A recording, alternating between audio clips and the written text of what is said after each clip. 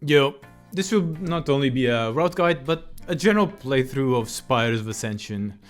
I think the route has largely been solved for this dungeon, and I think it's good for 15s up to 25s.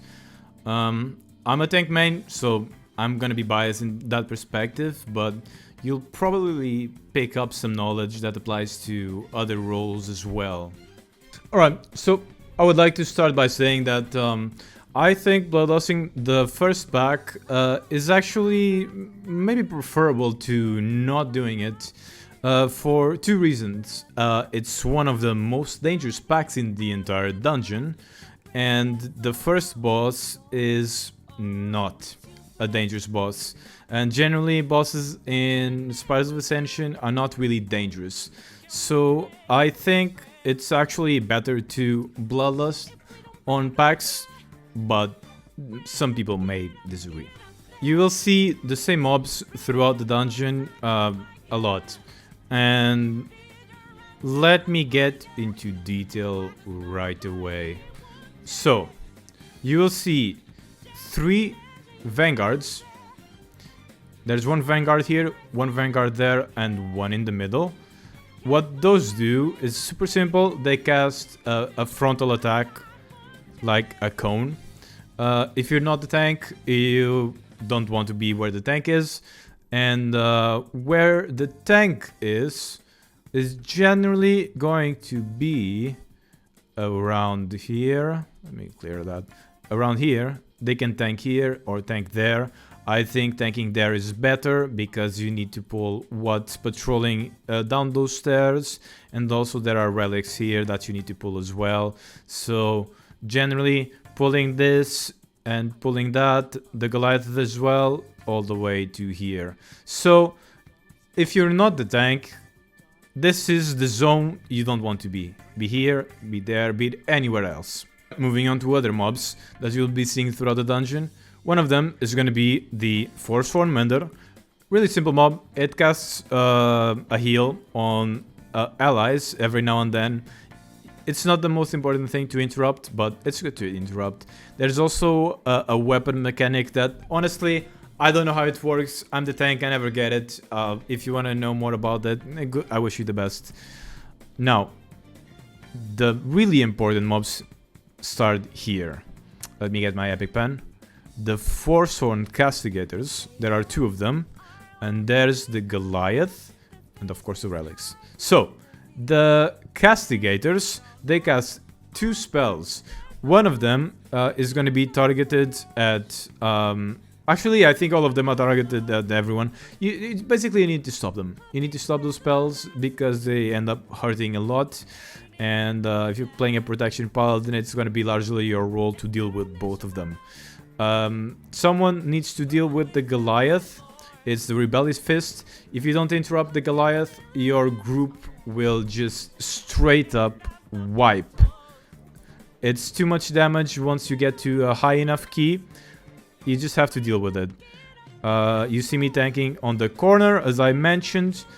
You don't want to stand like anywhere here as a melee or caster or whatever, because the frontals will be happening this way. When it comes to the relic that you choose on this pack, it's going to be your Vi is awful. Don't ever do Vi. Whoa, you're not going to be skipping. You want her. So this pack is going to die really quickly because it's low key. Whenever stuff starts dying, like at this point, you can start going upstairs and start pulling more. The Goliath sometimes is going to be awkward and it's going to be sitting there doing nothing, casting something. You can pull the mobs, bring it to the Goliath. It's the same kind of mobs. You should be mindful of the same kind of thing. There's a Vanguard right there. I always tank it here so that people are accustomed to the frontals going this way. Interrupt the Castigator, interrupt the Mander. It's the same thing as before. Another little thing to you annoying pricks out there. Don't make the tank be the last one taking the angel, please. Especially a protection paladin. I'm really fucking slow. Let me go first, please. It's just annoying. I need to pull things! Let me go pull the things! Let me take the angel first! The following pack is pretty much similar to the first pack, except just way smaller. People I've found tend to underestimate, yes, the pack. People are not gonna have their big cooldowns up by then. So sometimes things go wrong. You still need to interrupt the same stuff. It's largely the same thing. With the tank positioning, I always choose to be over here where I am. There are 2 vanguards. There will be frontals coming somewhere this way. You don't need to wait until everything is dead to move on to the boss. Especially with the Goliath. It can take a while for the Goliath to be dead because it casts a shield. But the boss is pretty simple. It's not really dangerous, so I don't really have a problem with pulling some mobs into the boss. First boss. It's a pretty simple boss. It only has 4 mechanics and they are mostly really easy to deal with. So we'll start with the one my group is fucking up with. As you can see here, these guys all have stacks. They stood in between Kintara and the bird Azulesh. They share a bond whenever they are both on the ground. The longer you stay in this little line, the higher stacks you'll have, and the more it will hurt, and the more your healer will yell at you. Another mechanic is going to be by the big thick girl, Kintara. What she is going to be doing is a tank buster. It looks like it's an actual frontal, but it's not. It's a tank buster. It's a targeted ability for the tank. I think, let me play the clip right there. Overhead slash. The bird is gonna cast an ability. As you can see, there's balls flying everywhere. That's the bird. The culprit is the bird. He will turn around, sometimes awkwardly, and shoot balls in your face and you're gonna die. Don't die to the balls. The balls are bad. Avoid them. There's one more mechanic, which is the charge spear. I'm gonna get the charge spear myself in a few seconds, so you'll be able to perfectly see it. I'm gonna get the charge spear right here. You can see charge spear, move away from others. So what you want to do with that is to simply go to the edge of the room. There it is. It's that thing over here. It's a circle of bad. I'll just keep the room nice and clean. And that's the boss. It's really simple. There's not much to it. When you're done with the boss, you're gonna be wanting to go to the left side, this side right here. And you are gonna be faced with 2 choices. There's 2 ways you can go about this. First of all, it's awkward how these skirmishers spawn. You need to make sure you actually pull the 3 of them. They're not really chained, they're kind of chained. If you're the tank, keep that in mind. You can do this 2 ways. So one of them would be to pull the 3 skirmishers into right here. You'd stand right there as the tank. I don't think that's necessary or the best way to go about it. Let's move on forward. I think you should pull the 3 of them. You should pull this pack as well. Everyone else already knows what to do. You come over here, you line of sight. Everyone needs to line of sight. You wait for everything to arrive. It's really a little bit difficult to see. Okay, so everything is stacked up, and now what I did, you see, I turned around. Or I turned myself... English is difficult. Now I'm here, the wall is there, the mobs are in between me and the wall. So the skirmishers typically would jump like everywhere, but because you do it like this, they will not jump everywhere. Big victory. You go across. This gets a little bit complicated. So, as a protection paladin, what I do is I'm gonna be using Bob. And I face pull the invisible mobs. So, let me rewind that. These are always here. They are stagnant. There are 3 of them. They're always there. They don't move. As far as I know, I could be mistaken in this. The others, I think they patrol along this path. I think they patrol, so it can be a little bit awkward if you're playing something else. If you're not the Prot Paladin and you cannot pull like this, ask for someone in your group to help you. Like, for example, I have a Deathlock. They can rain of fire to make them come out of stealth. You don't want to face pull unless you have like something big, because you can get literally one shot. So in total, there's going to be 3 or 6 dogs. Whenever they come into contact with you, if they're stealthed, they ambush you, they stun you. It does so much freaking damage, so you need to be mindful of that. I also pulled the Praetor. I think it's wrong not to pull the Praetor along with the dogs. This is a very dangerous pack because people may not have a lot of damage, and straight up they deal a lot of damage, including, as you see right here, bleeding damage, which tanks are significant. They're just weak to. Post-Doge platform. I think you are faced with 2 decisions here, mostly. You can do this pack only, which is acceptable for lower keys, I think, maybe even higher.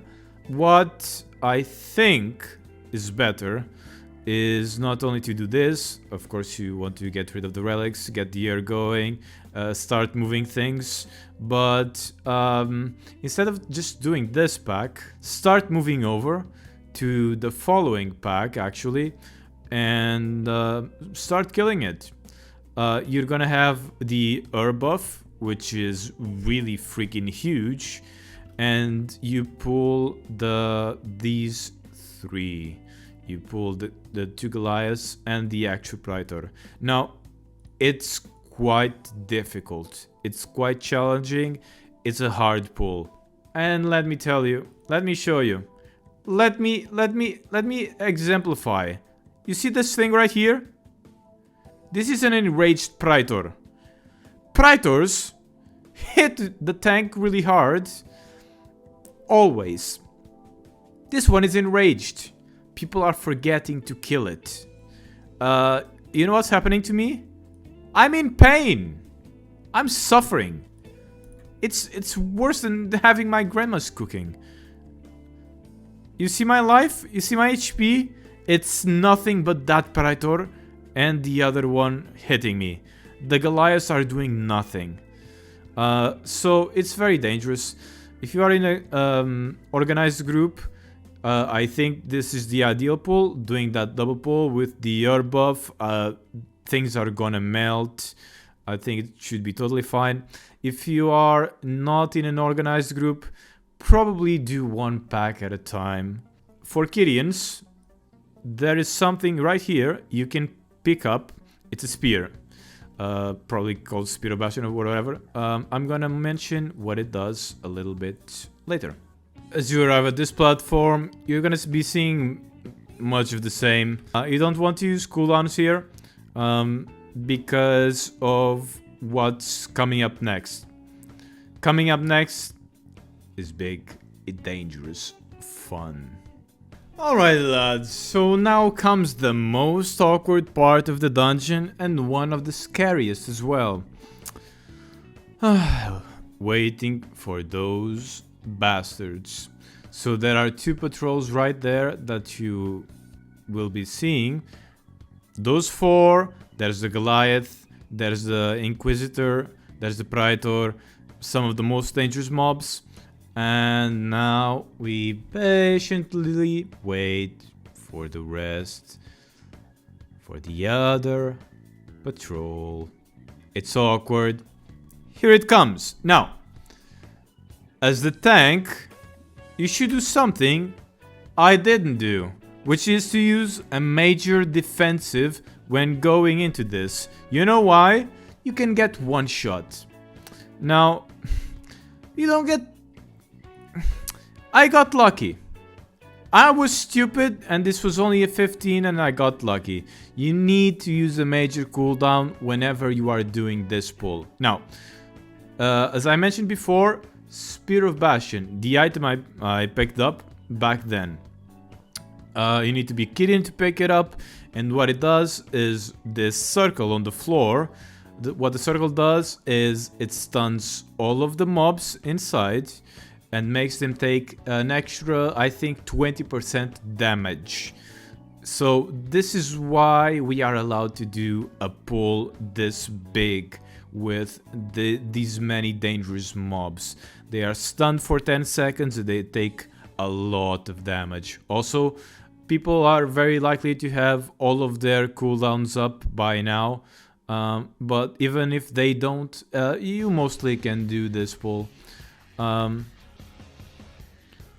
Something that the tank should also keep in mind is to use more defensives as the mobs come out of the stun. They are still very dangerous and they will all attack you at the same time, which is something that you need to keep in mind. They all attack you at the same time because they all come out of stun at the same time. So that was it. Now here, you have a new mob, which is the Forsworn Squad Leader. I hate the mob. And I hate the mob because it makes it so big pulls are worse. It has an aura that makes it so mobs around it take reduced AoE damage. So you mostly want to single target it. Let me rewind that. It casts one ability, which is the Crashing Strike, which is a line frontal. Right there. Very easy to avoid. As a tank, you have the responsibility of making it so your group... Well, actually, it has that ability as well, but whatever. It's your responsibility to make the squad leader face in such a way that your group doesn't have to move away from the frontal. Hey there, kids. So I hear you like dangerous pulls. So, hey, here's the most dangerous of all. Squad leader, Inquisitor, Praetor, Champion. How many interrupts do you need to do in this pack? All of them. There's AoE reduction. There's a Praetor absolutely smashing the tank. There's so many interrupts you need to interrupt. There's the Crashing Strike going who knows where because there's a Shaman in the group using his pet. Who knows what's facing where. It's an absolute mess. This is for sure the most dangerous pack in the dungeon. It's terrifying every single time, even in a low key like this. So let's rewind that once more to the start. Okay, so ideally, the higher up you go, the more careful you need to be. So ideally, you would stop the Praetor because it really hurts the tank. If you don't have CC, that can apply to the Praetor because it's a mechanical, if I'm not mistaken. You can choose to stop the Inquisitor. I think that's the second best option. Moving on. So, I face somewhere here. I try to tank somewhere here because of the squad leader. Remember, it has a line frontal. I want not the line frontal to be going into my group, but somewhere not my group, so that they can deal more damage, heal more, and just generally not have to worry about it. I have a pet peeve with shamans and their taunting pets. What a mess this is.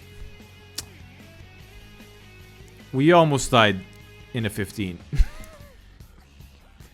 We almost died in a 15, and these are not exactly bad players. So this pack is extremely dangerous. Keep that in mind. Second boss, really easy boss actually. It can be confusing. The first few times you'll see some tanks do it the way I do it. So the boss has 2 abilities, I think? No, 3 abilities. So the blinding flash right there. But before that, it has already done a dark stride.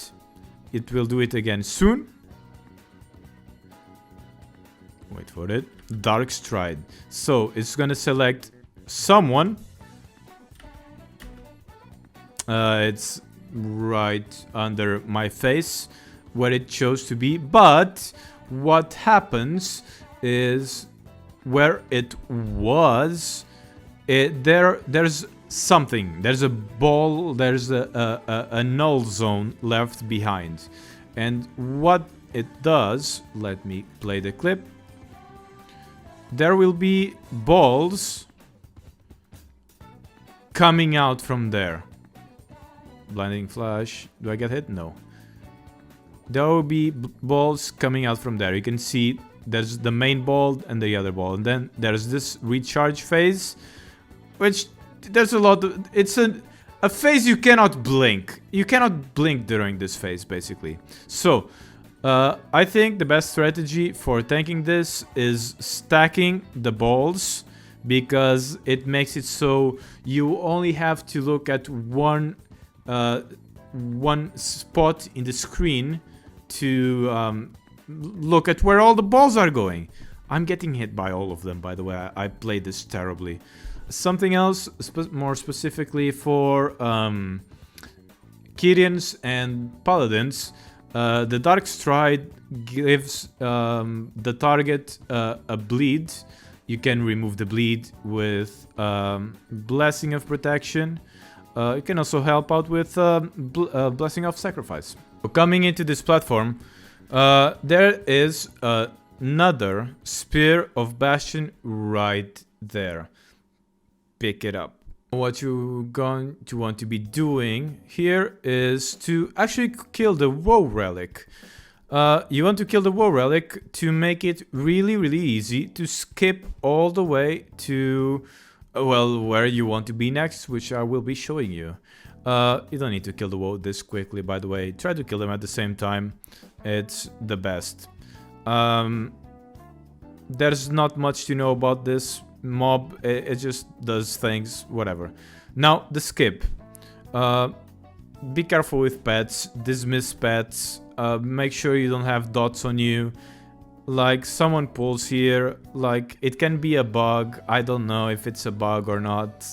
I've seen this happen a lot. Be careful. Now, if you're the tank, you don't need to wait for anyone. What I do right here is I pull these. They are all chained. You don't need to worry about waiting for the healer or anyone else, actually. You can solo these as a tank, no problem whatsoever. Just go ahead, start hitting them. They are really, really easy to kill. They deal no damage to you as a tank.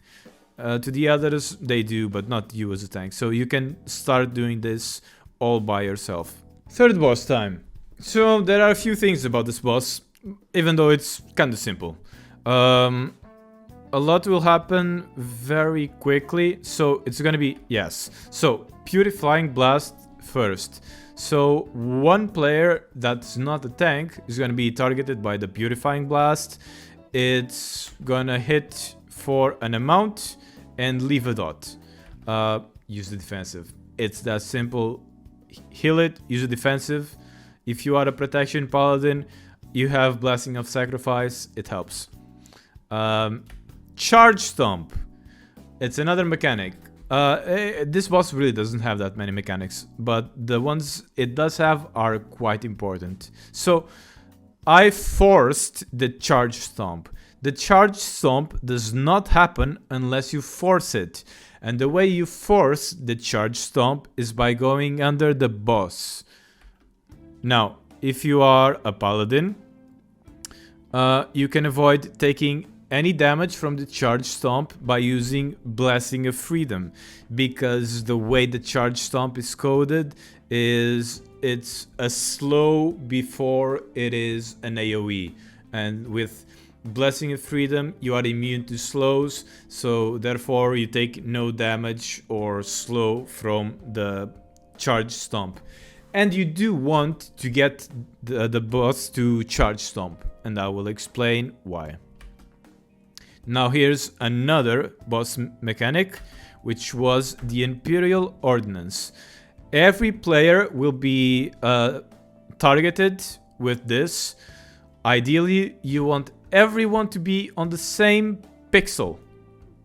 And you cannot be hit by the circles. You need to run away from them before they hit the ground, or you can get one shot. I will explain more on that later. Now, I'm gonna have Blessing of Freedom available to me again. I'm under the boss already. Charge Stomp. When the boss hits 0 energy right there on the top left, it's gonna go to phase 2. Whenever it casts an ability, it uses up energy. Another Imperial Ordnance. It's always 2 Imperial Ordnances every phase. Now, another Charge Stomp. Look at the boss energy, it's at 0. So now it's gonna phase. Now, at this recharge anima phase, the boss takes increased damage. I don't remember. Actually, my weak aura remembers for me. It's right there. 100% increased damage taken. So you want to save your big damage for this phase. And there's more that needs to be done. Me, as a protection paladin, I will take the role of catching all of the balls that you're seeing on the screen. I cannot let them reach the boss, or it deals big damage to the group. I don't remember if it heals the boss as well. I don't remember. You should use Divine Shield when you are doing that, because the more balls you collect, the more debuffs you have, the more pain you'll be in. Yeah. So you need to catch the ball. Someone has to do it, or you'll just wipe. Typically, there will be only 1 second phase. The boss will die too quickly.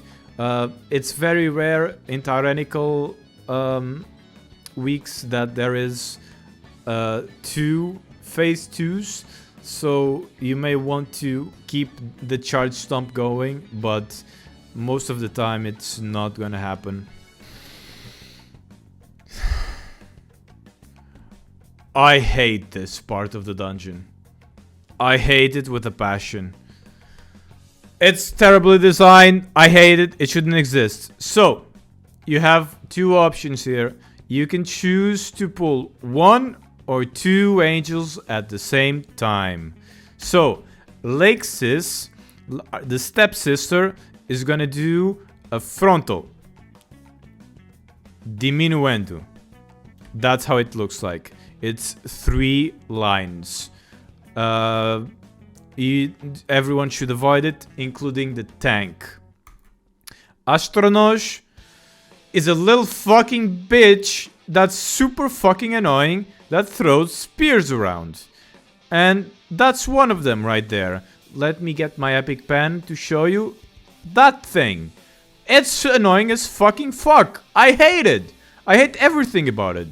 Actually, I think it just cast another one. No, it's coming right now. Right there, you see? You can see it before it lands. And now, there's something you need. You absolutely need to know about this piece of shit spear. So, you look at the spear. It's this shape. Or whatever. Think of it as a sword. This is like the sword guard. And then there's this line, right? There's... Where those lines of death will go towards is this. It works like this. Let me show you again a little bit better, maybe, if I rewind. See this one? I'm terrible at drawing. Give me a second. So, it's something like this, right? That's the direction of where the lines of death will go. Cardinal points. And the more time this piece of shit is alive, the more spirits there will be, and the more fucking chaos there will be, and you'll hate the boss more and more, and then it's fucking a fucking battlefield. And guess what? If you pull both of them together, you need to kill them at the same time, otherwise the other one is gonna fully heal. Did we make it? Let's see if we make it. Do we kill both of them at the same time? I think we do. Just in time. Otherwise, the other one fully heals. Now, let me tell you a little bit something about Klotosh. Or Clitoris, as I like to call it. This motherfucker just inherited the powers of the other two angels. So now this is a super fucking demon from hell. It's gonna suck you dry. It's gonna take your life force. It's gonna make you hate this dungeon forever. It's terrible. I hate this.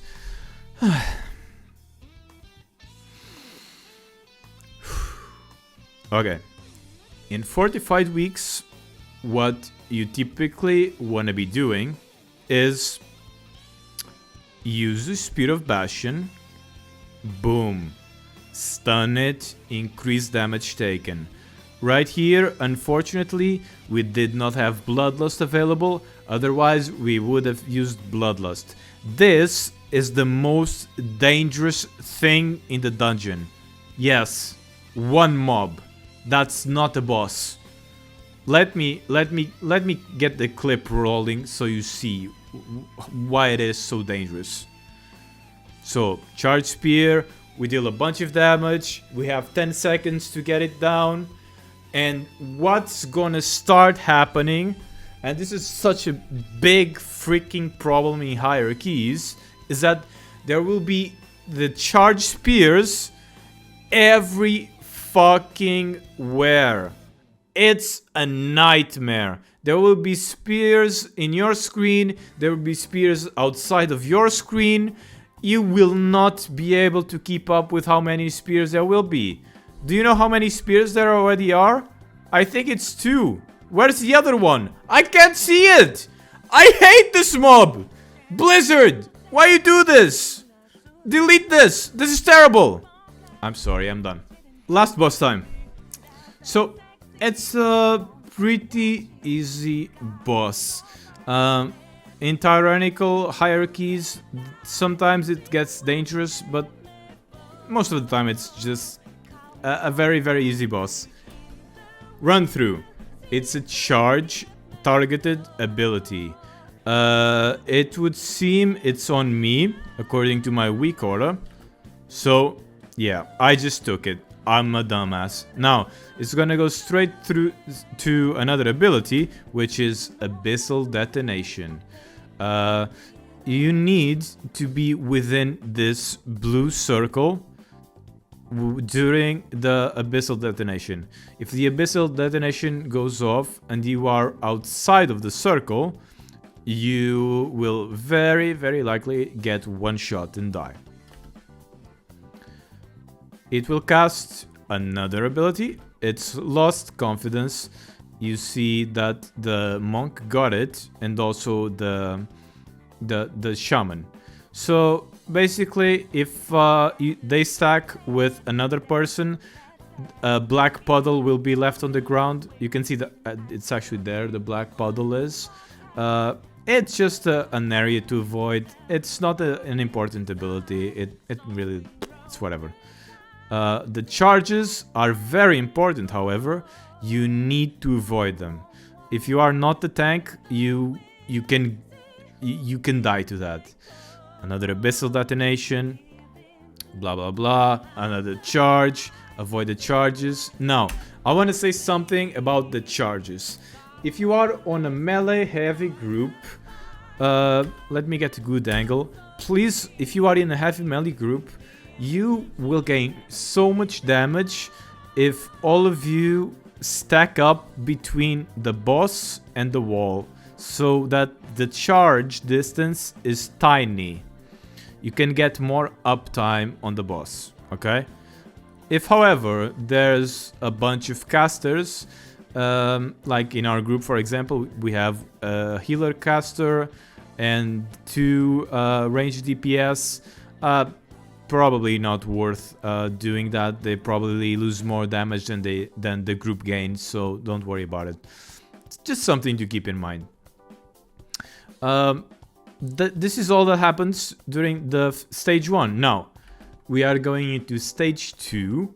She's gonna be AFK a little bit, spank her butt a while you can. Now, there will be 5 balls spread across the platform in the back.